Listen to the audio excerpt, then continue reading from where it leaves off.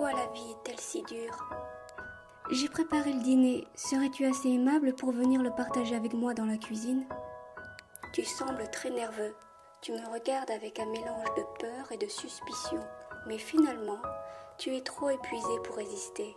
Tout ce qui t'inquiète, c'est de savoir si je vais toucher à tes affaires. Je ne me permettrai pas de toucher à tes affaires sans ta permission. Je suis ton attendante, pas ta mère. Tu acceptes que j'entre dans ton antre en restant tout de même sur tes gardes. Ton visage est pâle, ta chambre est en désordre et le lit n'est pas fait. J'ai peur de déranger tes affaires. Je ne sais pas où mettre les pieds ici. Viens donc dans la cuisine, ça sera plus pratique. Ton regard exprime ton inquiétude et ta respiration est devenue plus lourde. La faim qui te tiraille te fait accepter ma demande. Tu prends bien le temps de me rappeler de ne pas toucher à tes affaires. Pas de panique. La cuisine fait partie de ton appartement. Tu restes encore chez toi. Allons, viens.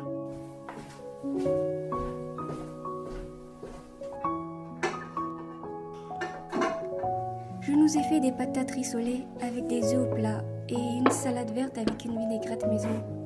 Que préfères-tu comme sauce? Moutarde, ketchup, mayonnaise? J'ai aussi de la crème d'artichaut. Ok, laisse-moi juste sortir une cuillère pour servir la sauce que tu as choisie.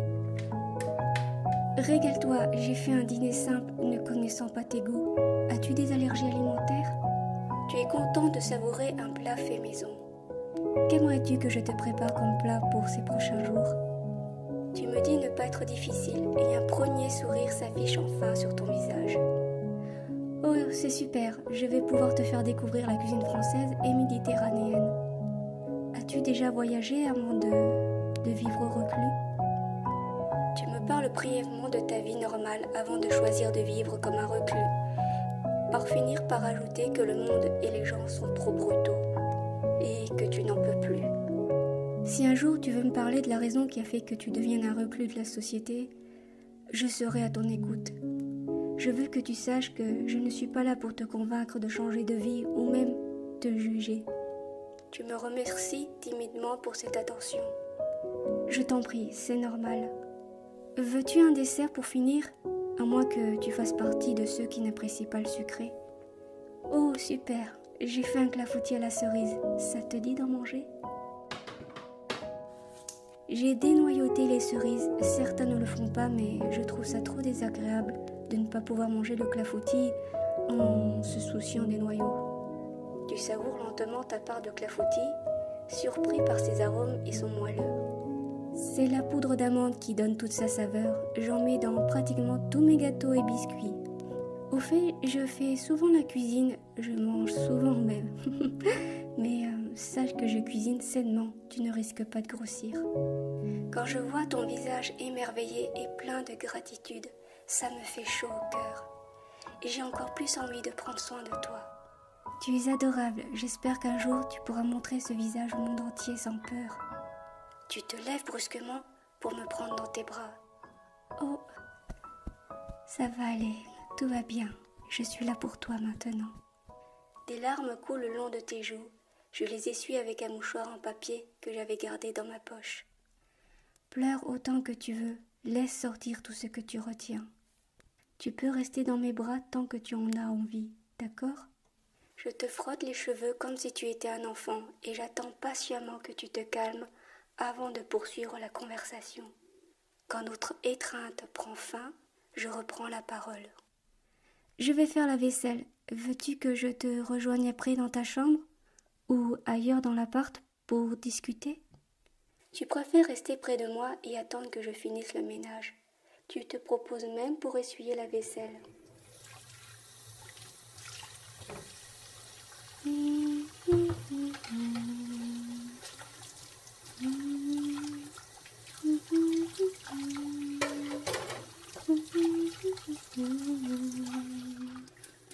Tu sembles inquiet. Tu as peur que je m'évapore et que je t'abandonne. Hé, n'oublie pas que je suis ton attendante. Encore un coup d'éponge dans l'évier et j'aurai fini. Voilà, c'est tout propre et rangé. Je retire mon mignon tablier à fleurs et froufrous. Je suis à toi pour papoter de ce que tu veux. Je remarque que tes joues prennent une teinte rosée. Je te trouve de plus en plus mignon. Veux-tu rester dans la cuisine ou serais-tu prêt à t'aventurer dans le salon? Tu préfères rester dans la cuisine, tellement tu as peur que je disparaisse si nous allions dans une autre pièce. Très bien, restons ici. Les chaises sont assez confortables pour une cuisine. Je vais juste ouvrir un peu la fenêtre pour aérer et atténuer les odeurs du repas que nous venons de manger. Ça sent la fin du printemps, il fait déjà très chaud. Tu es à nouveau nerveux, tu as très envie de me poser des questions. Bien sûr, tu peux me poser toutes les questions que tu veux. Je ferai de mon mieux pour y répondre avec franchise. Oh, tu me demandes si je suis heureuse dans la vie? C'est une bonne question. Je ne suis ni heureuse, ni malheureuse. Je suis là où je suis, c'est-à-dire dans le juste, dans le moment présent. Surpris par ma réponse, tu me demandes de la développer. Je pense savoir ce qui te perturbe. Avant, j'étais dans les extrêmes, à polariser, à juger le monde, à me juger aussi. Et j'ai compris que tout était un jeu, et que celui qui se met dans un extrême est perdant. La paix existe dans le juste milieu. Quand tu es malheureux, tu sombres pendant un certain temps à suffoquer sans pouvoir remonter la pente. Et quand tu es heureux, c'est éphémère et tu replonges toujours dans le malheur au moindre souci, alors que dans le juste milieu, tu es dans la paix. Je peux avoir l'air égoïste à ne pas me soucier de la misère du monde, mais réponds-moi franchement, ça apporte quoi d'être malheureux pour les autres? Ma perception du monde te donne envie de changer ton regard sur ta situation. Je suis ravie que tu me comprennes. Tu sais maintenant pourquoi je n'aurai jamais pitié de toi, parce que je ne te jugerai jamais, et avoir de la pitié pour toi ne m'apportera pas le bonheur. Je suis là au centre, sans attente. Je fais ce que j'ai à faire en restant moi-même, sans chercher à te plaire. Ma gentillesse et ma franchise te touchent, et tu souhaites me remercier en me rendant heureuse. Je préférerais que tu te rends d'abord heureux toi-même. Sois égoïste, personne ne le sera pour toi, c'est ton droit. Ton émotion te fait à nouveau pleurer. Oh, tu pleures encore. Je te trouve trop mignon et si touchant. Même si je ne suis pas une recluse, je me revois en toi quand je détestais le monde jadis. J'achèterai plus de boîtes de mouchoirs quand j'irai faire les courses demain. J'en connais un qui a encore besoin d'un câlin. Allez, viens. Approche, viens dans mes bras. Mais tu trembles? Est-ce que tu as froid? Tu me dis être émue. C'est bon, ça va aller. Je te caresse les cheveux. Tu seras moins émotif avec le temps et tu verras que ma gentillesse est normale. Chut, chut, chut, chut. Tu n'es plus seule, prends ton temps, je suis là pour toi.